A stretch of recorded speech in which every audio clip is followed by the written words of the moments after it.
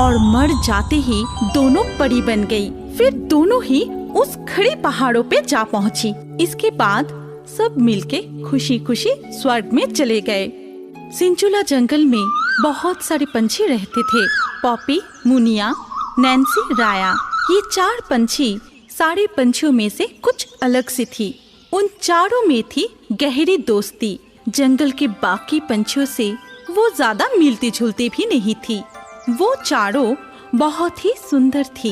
जंगल के सारे पुरुष पंछियों ने उन चारों को बस देखते ही रहता था, उनसे दोस्ती करना चाहता था।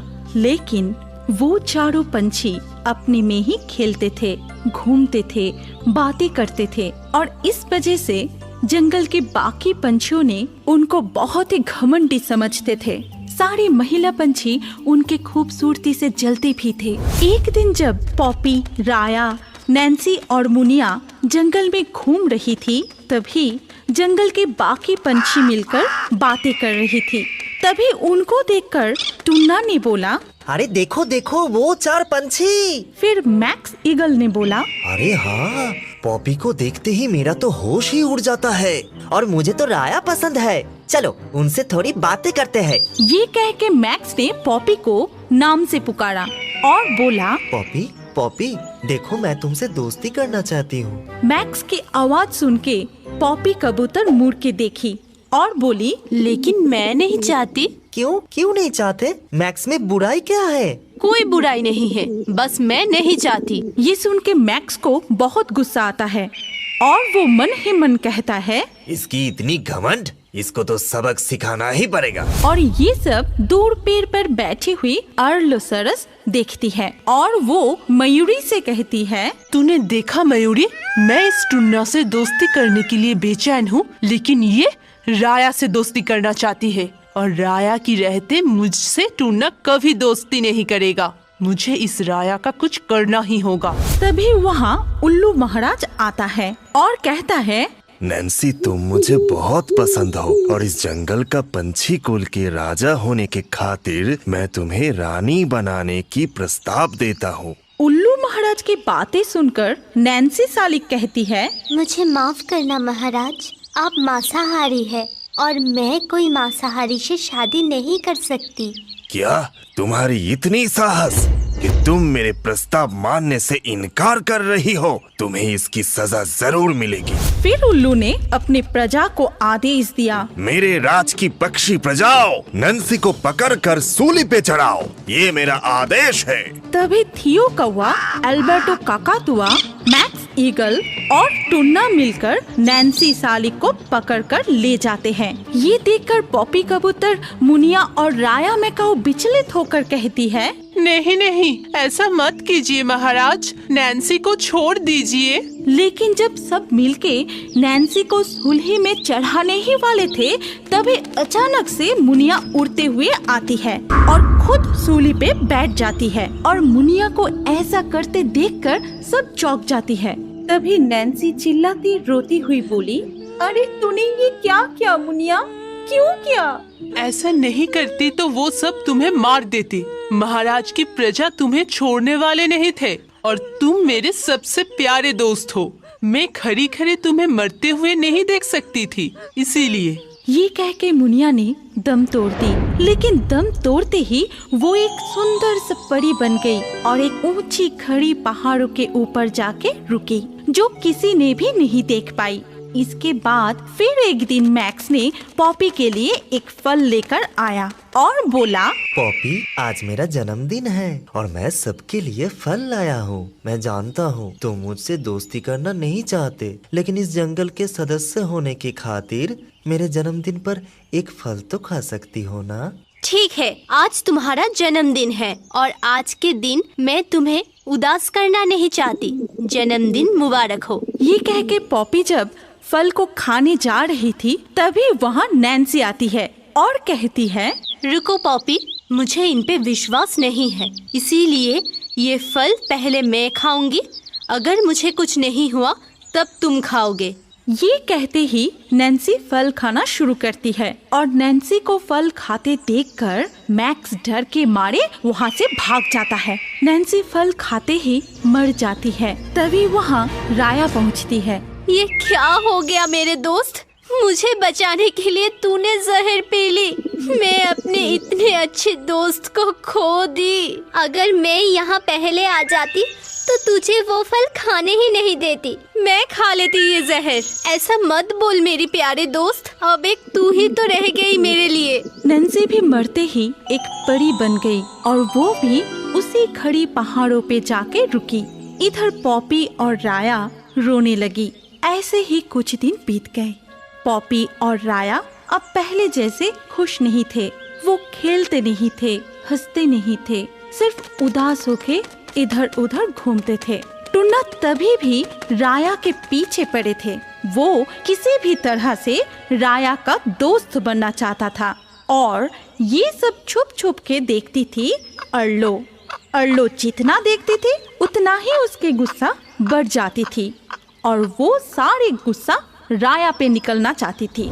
एक दिन रात को जब राया और पॉपी अपने पसंद का पेड़ पर सो रही थी, तब अर्लो चुपके से वहाँ उस पेड़ के नीचे आती है और मन ही मन कहती है, बहुत हो गया राया, मैं तुझे और सहन नहीं कर पा रही हूँ। तुझे बहुत घमंड है ना अपनी खूबसूरती पे। अब तो तुझे मरना ही होगा और तेरे मरने के बाद ही मुझे मेरी दोस्त टुन्ना मिलेगी। ये कह के अर्लो ने चुपके से उस पेड़ पे आग लगा दिया और उस आग से पॉपी राया को बचाने लगी। तो राया पॉपी को दोनों ने एक दूसरे को बचाते हुए आखिर में दोनों ही जलकर मर गई और मर जाते ही दोनों परी बन गई। फिर दोनों ही उस खड़ी पहाड़ों पे जा पहुंची जहाँ पहले से ही नैन्सी और मुनिया रुकी थी। वो समझ नहीं पा रही थी कि वो चारों परी कैसे बन गई। वो समझ रही थी कि मरने के बाद क्या हर कोई परी बन जाता है। तभी वहाँ भगवान विष्णु आते हैं और कहते हैं, परियों, तुम ये सोचकर परेशान हो ना कि तुम मरने की बाद ऐसे परी कैसे बन गई। असल में तुम चारों देव सखिया थी, लेकिन मेरी श्राप से यहाँ पंछी बनकर जन्मी थी। क्योंकि तुम चारों परी अपनी अपनी खूबसूरती को लेकर हमेशा झगड़ती थी, एक दूसरे को नुकसान पहुँचाने में तुली रहती थी और इसीलिए मैंने श्राप दिया था कि तुम धरती पे पंछी रूप लेकर जन्म लोगी और यहाँ रहकर एक दूसरे को प्यार करना सीखोगे। और ऐसा कोई वक्त आता है तो बिना सोचे ही एक दूसरे के लिए अपनी जान तक दे दोगी, तभी तुम्हें मुक्ति मिलेगी। और आज तुम चारों मेरा श्राप से मुक्त हो। चलो अब स्वर्ग में वापस चलते हैं। इसके बाद सब मिलके खुशी खुशी स्वर्ग में चले गए। वृंदावन के घने जंगल पे पक्षियों के झुंड में टुन्ना अपनी माँ टुनिया, बाबा टुन्ना और भाई टुनटुन के साथ रहती थी। पक्षियों के झुंड के सारे पंछी आपस में खेलते थे, घूमते थे, बातें करते थे, लेकिन उन सब से अलग थी टुना। वो दिन भर सिर्फ भगवान कृष्ण का ही नाम जप करते थे और टुना को ऐसे देखकर सारे पंछी हंसते थे, उसे पागल समझते थे और उसको चिढ़ाते भी थे। एक दिन जब सारे पक्षियाँ बैठ के बातें कर रहे थे, तभी टुना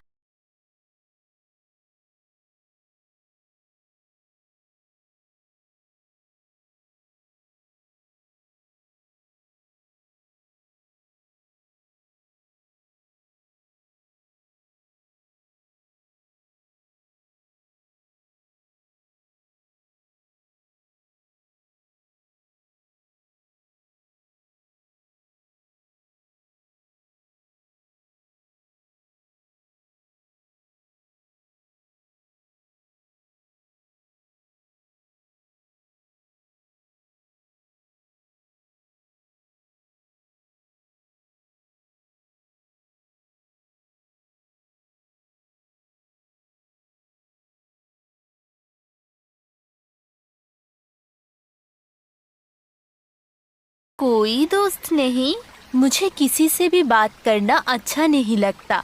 मैं तो पूरा दिन कृष्णा भगवान की नाम जपती हूँ और इसीलिए सब मुझे चिढ़ाते हैं, परेशान करते हैं। मुझे बहुत दुख होता है, लेकिन तुमसे बात करने में मुझे बहुत अच्छी लग रही है। ठीक है, तुम मेरे दोस्त गाय से मिलो। ये मेरा दोस्त गाय है, ये हमेशा मेरे साथ ही रहता है। अब चलो, तुम्हें मेरे और एक दोस्त नागराज से मिलवाता हूँ। ये कह के मुकुंद गाय के साथ टूना को लेकर एक गुफा के पास जाता है। फिर नागराज, ओ नागराज, जी प्रभु, क्या आदेश है? इनसे मिलो। ये है टूना, ये हमारा नया दोस्त है। अगर इसे कोई भी परेशानी हो तो तुम जरूर मदद करना। जी प्रभु। इसके कुछ दिन बाद एक दिन टूना जब एक फल खा रही थी, तभी ना जाने कहां से चील आके टूना की फल छीनकर उड़ जाता है और पीछे से सारे पंछी हंसने लगते हैं और चोंच से उसकी पंख खींचने लगते हैं। तभी टूना बहुत रोने लगती है। तुम सब बहुत बुरे हो। मैंने तुम लोगों का क्या बिगाड़ा है? क्यों परेशान करते हो मुझे? टूना जितनी रोते हैं सब उस पे उतना ही हंसते हैं। तो क्या बिगाड़ेगा रे, छोटी सी पागल पंछी? मैं पागल नहीं हूँ, मैं कृष्णा भगवान की भक्त हूँ। और देखना, आप सबको कृष्णा जी एक दिन जरूर सजा देगी। अच्छा, तो हम भी देखते हैं कि इस भक्त को कृष्ण भगवान जी कैसे बचाता है और हमें कौन सा सजा देते हैं। तभी टूना और जोर जोर से रोने लगती है। इधर नागराज को टूना की रोने की आवाज सुनाई देता है। फिर ये तो टूना की आवाज है, वो रो रहा है। कुछ तो हुआ है, मैं जाके देखता हूँ। इसके बाद नागराज वहाँ पहुँच के चुपके से सब कुछ देखता है। फिर बड़ा सा नाग का रूप धारण करके सबको डराता है। अरे बाप रे, कितना बड़ा नाग! टूना हमारे दोस्त है, तुम सब टूना को परेशान करना बंद करो, नहीं तो मेरे जहर से कोई भी नहीं बच पाओगे। हमें माफ कर दीजिए नागराज, फिर कभी हम टूना को परेशान नहीं करेंगे।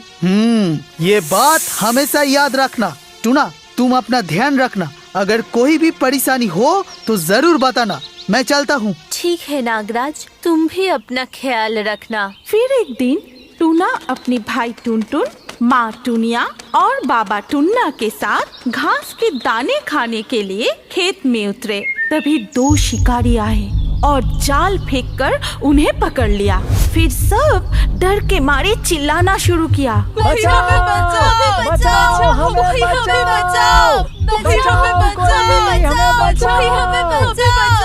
हे कृष्णा भगवान, हमारी रक्षा करो। इन शिकारियों ने हमें बंदी बना ली है, हमें बचाओ भगवान, हमारी रक्षा करो। जितना चिल्ला सकते हो चिल्लाओ, आज हमारे हाथ से तुम्हें कोई नहीं बचा सकता। तभी उस खेत में गाय भी घास खा रही थी और वो उन सबको पकड़ते हुए शिकारियों को देखा। तभी गाय दौड़ती हुई आई और अपनी सींग से जोर जोर से मारने लगी। अरे बाप रे, ये गाय कहाँ से आ गया? लेकिन ये अपने सींग से हमें मार क्यों रहा है? भागो यहाँ से, भागो! बाप रे बाप, ये गाय हमारा पीछा नहीं छोड़ रहा है। इधर मुकुंद आके जाल खोल के सबको मुक्त कर देता है। तभी तुम्हारा बहुत बहुत शुक्रिया मुकुंद, तुमने आज हमें बचा लिया। क्यों ना आते टूना, तुम तो मेरे दोस्त हो। और जब एक दोस्त बुलाए तो दूसरा दोस्त उसको मदद करने कैसे ना आए। ठीक है, मैं अब चलता हूँ, तुम अपना ख्याल रखना और जब भी जरूरत पड़े जरूर बताना। इसके बाद मुकुंद और गाय वहाँ से चले जाते हैं। तब से टूना के दिन बहुत अच्छे से काटने लगे। कोई भी उसे परेशान नहीं किया। वो रोज मुकुंद, गाय और नागराज के साथ खेलती थी, बातें करती थी, बहुत खुशी खुशी रहती थी। लेकिन एक दिन टूना डरा हुआ मुकुंद की ओर भागा और वहाँ पहुँच के टूना जोर जोर से कांपने लगी। अरे क्या हुआ टूना, तुम इतने डरे क्यों हो? हाँ हाँ टूना, डरो मत, हमें बताओ क्या हुआ है। एक अजीब सा चीज हमारा पीछा कर रही है। जो पकड़ा गया वही मार रही है। कुछ पता नहीं ये क्या है, कहाँ से आई है। ये कौन सा चीज है प्रभु? तुम जाके देखो नागराज। ठीक है प्रभु। इसके बाद टूना और नागराज उधर जाके देखता है कि एक बड़ा सा भयंकर अजीब सी चीज सबके पीछे भाग रहा है। अगर किसी को भी पकड़ लेता है तो वो तुरंत मर जा रहा है। सब चिल्लाते हुए भाग रहा है, मर रहा है। ये देख के नागराज अपने मुंह से आग निकल के उस चीज को नष्ट करने की कोशिश की, लेकिन कुछ फल नहीं हुआ। वो चीज सबको पकड़ने के लिए भागने लगे। तभी नागराज आके मुकुंद से कहा, प्रभु वो चीज बड़ा ही अजीब है। मेरे जहर से वो मरा नहीं, मेरी आग से वो जला नहीं। अब क्या होगा प्रभु? मैं देखता हूँ, मुझे ही कुछ करना होगा। जरूर असुर कुल ने इस अजीब चीज को भेजा होगा। तुम क्या करोगे मुकुंद? तुम तो एक छोटे से बच्चे हो। टुन्ना के बात सुन के मुकुंद सिर्फ हंसता है, फिर अपना विष्णु रूप धारण करके कहता है, मैं ही हूँ तुम्हारा भगवान कृष्ण, तुम्हारा दोस्त, तुम्हारा रखवाला। तभी वहाँ उस अजीब सा चीज टूना को पकड़ने के लिए आता है। तभी भगवान अपनी गदा को आदेश दिया, जाओ गदा, उस अजीब सी चीज को मार मार के उसका विनाश करो। जाओ, मेरे आदेश का पालन करो। जथा आज्ञा प्रभु। तभी गदा उस चीज को मारना शुरू करता है, लेकिन जितना भी मारो उससे कुछ नहीं हो रहा था। वो चीज मार खाता रहा और मुस्कुराता रहा। मुझे माफ कर दीजिए प्रभु, मुझसे नहीं हो पा रहा है, मैं थक चुका हूँ। तुम जाके देखो मेरे चक्र, उसके टुकड़े टुकड़े कर दो और उसके विनाश करो। फिर चक्र जाता है और उस चीज को काट देता है, लेकिन जितनी बार काटता है वो उतनी बार ही जुड़ जाता है। इस तरह चक्र भी थक जाता है। मुझे भी माफ करना प्रभु, मैं भी नहीं कर पाया। ये असुर कुल विनायक चालाकी से अपने शक्ति के बल पर ये अजीब चीज को बनाया है जिसे विनाश नहीं कर सकते, लेकिन जीव कुल को बचाने के लिए उसे प्रतिरक्षा शक्ति बढ़ाना होगा। और इसीलिए सबको मेरे इस शंख का पवित्र जल पिलाओ। ये पानी पीने के बाद जिसको भी वो चीज छुए उसका कुछ नहीं होगा। जाओ, सबको पिला दो ये पवित्र जल। पहले टूना पवित्र जल पीती है, फिर सबको पवित्र जल पिलाती है। ये देख के उस अजीब से चीज बहुत हंसता है। फिर वो जाके सबको पकड़ने लगता है, लेकिन किसी को भी कुछ नहीं होता है। तभी वो चीज थक जाता है और उदास होके वहाँ से चला जाता है। इसके बाद सब मिलके भगवान कृष्ण के नाम लेते हैं। जय श्री कृष्ण, जय श्री कृष्ण। फिर टूना कहती है, भगवान कृष्णा ही हमारे रक्षक है, उन्होंने ही हमें बचाया है।